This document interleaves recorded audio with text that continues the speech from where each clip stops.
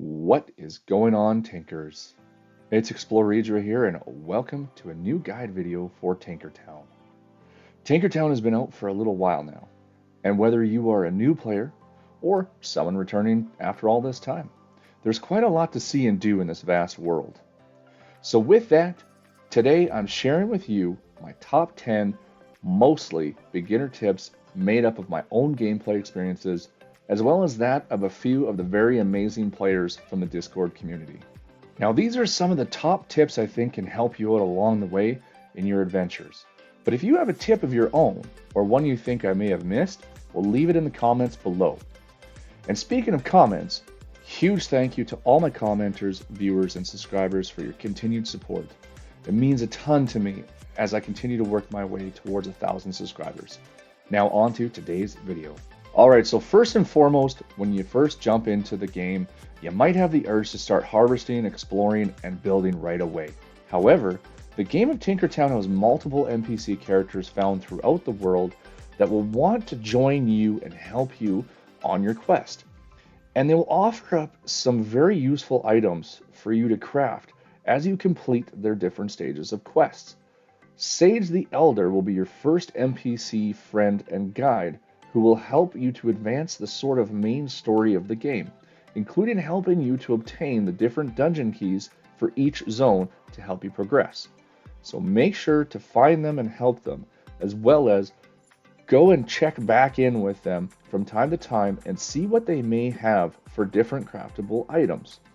Depending on the NPC, they could offer the ability to build some pretty sweet decorative pieces or even gear at a lower cost. And raising the relationship level by completing their quests can net you the chance at some rare items. So don't pass them up and fulfill the requirements to have them join your crusade. Alright, and so for tip number 2, the forest is always your starting zone. But what lies beyond the forest is protected at first by a magical barrier that can only be lifted by defeating the Heart of the Forest dungeon boss and breaking the crystal that holds the barrier in place. Once this task is completed, you are then free to explore the other 3 biomes. However, tinkerers who adventure into the likes of the lava or tundra biome will immediately begin to take heat or frozen damage. This will need to be negated by finding the corresponding gear that gives the appropriate resistances. When it comes to the tundra biome, however, you can look to craft the spicy noodle dish in your stove by combining peppers and wheat found in the desert biome, along with the brown mushrooms that can only be found in the tundra biome. Adventurers who are lucky enough can sometimes find some brown mushroom not too far into the tundra biome. Harvest them and replant the spores back at your base to make the food, all while taking minimal damage to retrieve them. So be on the lookout for these mushrooms as you can temporarily go into the tundra biome to harvest resources with the spicy noodles, giving you an almost 5-minute frost resistance buff. Alright, now you guys might be asking yourself why tip number 2 is somewhat important, and I'm going to explain that now, as I'm going to give you kind of a sub-tip secret number 2 here, an extension if you will. And that is, once you have access to the tundra biome, you can then get access to picking up things like the snow and the glacial shards, just from roaming around in that biome, taking down enemies and collecting the different resource items that are in there. Once you do, you'll unlock the fridge. Once you have access to the fridge, that will then unlock a whole bunch of different ice weapons and armor for you to be able to build. The nice thing about this armor and weapon set is that they don't actually take anything other than the normal items that you can pick up just by going around and farming in the tundra biome, the different enemies and the different resources that are there. So glacial shards can be found harvesting some of the different items there, as well as being found on the bad guys. Blue jelly obviously comes from the blue slimes. Then you have things like the frost pine wood, which you can harvest just from the trees that are there.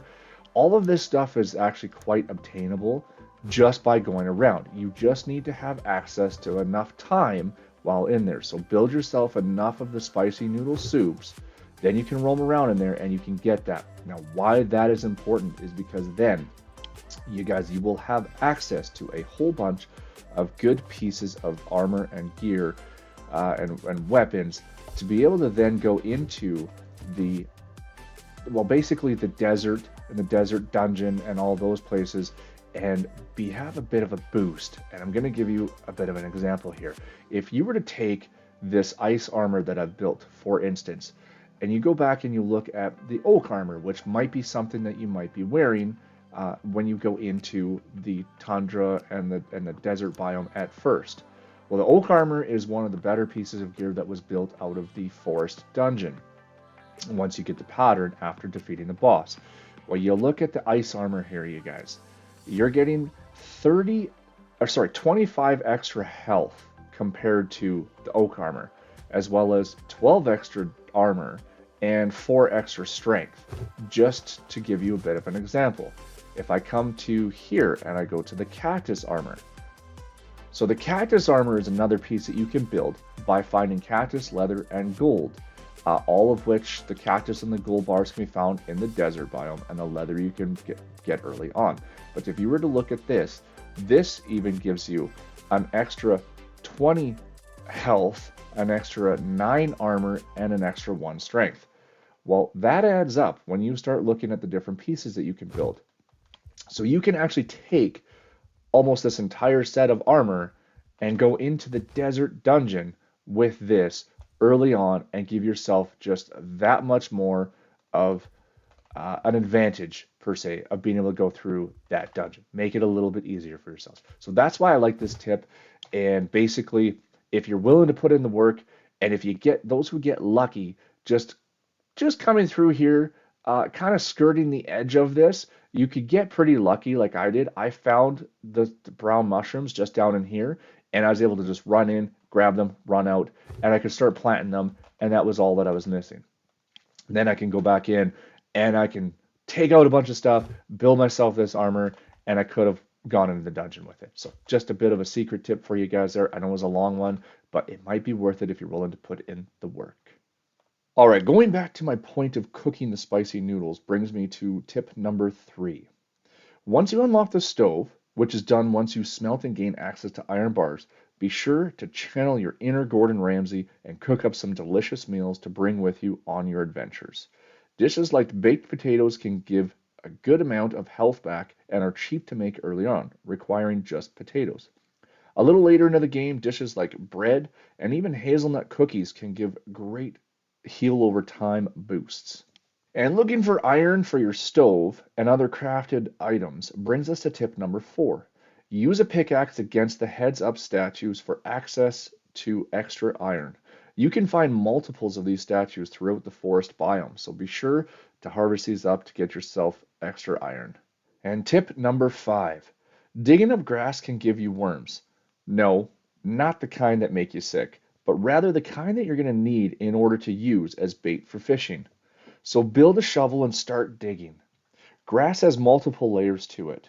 The second to final layer before digging down to dirt will likely net you the most grass seeds, while the last layer will release the worms for you to collect. So if you dig a large area down to the dirt, don't fret too much, as you can always go and dig up enough grass seed to replant that base layer should you wish. And further to digging up grass, you can also dig up the many white flowers you see around the forest biome. They will usually drop 2 flower seeds at a time, and the seeds are used for many different crafting items. Moving on to tip number 6. Once you have access to weapons such as the sword and the bow, holding shift while you have those weapons out will wind up for a supercharged attack, doing roughly double the damage on enemies. It also appears that certain enemies with the desert bow will also take some extra poison damage as well. Tip number 7. Make sure to build the boss statues after defeating the different dungeon bosses in order to fast travel directly back to the boss fight. Going back and defeating the bosses again after the initial defeat can net the chance at obtaining different gear and weapon patterns, and in some cases other valuable items like the teleport potions and rare weapons will drop. Tip number 8.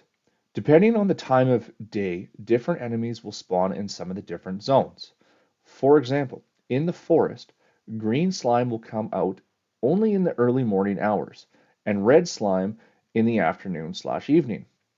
Pixie fairies and bats will come out only during the night, which will give you resources such as the bat wings, which is used for leather, and fairy dust, which is used for several different recipes along your adventures.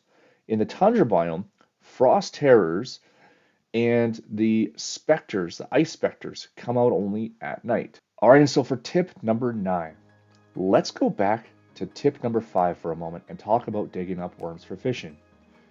Don't pass up fishing in Tinkertown. Fishing is relatively simple, albeit, yes, sometimes time consuming, but will reward those patient tinkerers with some amazing food and food buffs for the later game. All you need to get started is a fishing pole and some worms for bait. A fishing pole can be crafted fairly early on through the main workbench once you have access to iron. It's 5 wood, 3 string, and an iron bar to get your fishing pole.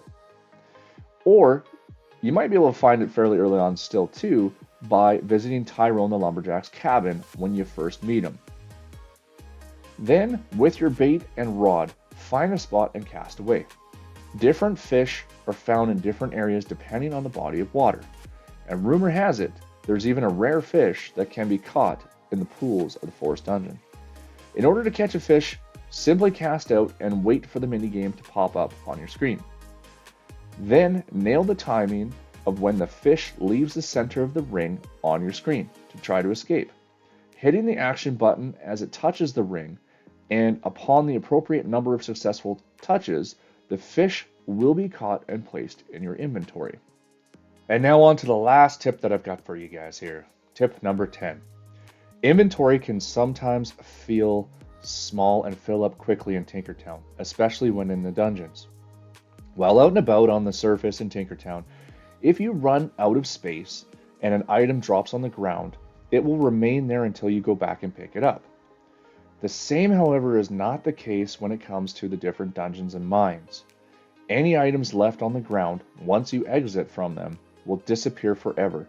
So make sure to choose wisely as to how much inventory you bring with you when you travel into a dungeon or a mine, and what you decide to leave behind inside, because you cannot go back and go get the items that you leave behind in there. With that, if you are, however, looking for more inventory space in the later game, then be sure to check out my video after this one on how to use the magical chest to get more inventory space once you have unlocked it. Got a tip you wish to share for the future tinkerers joining up? Then be sure to leave it in the comments below. Thank you so much for all of your support and hanging out with me today. I hope you have an awesome day, and I hope to see you guys in the next one.